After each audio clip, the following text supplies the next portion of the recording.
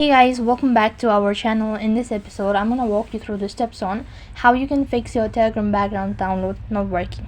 So in order to fix your Telegram background download not working issue, what you'll have to do is first thing first, make sure that your application is up to date, and then to begin with, login into your Telegram account.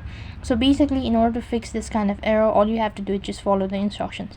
Now once you're logged in, tap on the tab bar icon from the top left hand side corner and then go to settings. As you click on settings, over here you need to go to data and storage. On data and storage page, you can see right at the bottom there is an option as reset auto download setting. You need to just go ahead and tap on it and make sure to reset the following settings.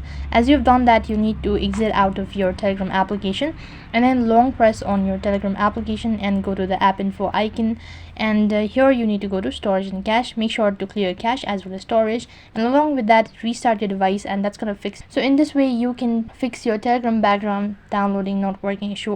That is all for this video. I hope the video was helpful. Make sure to like, share and subscribe to our channel. Thank you for watching. See you in the next video.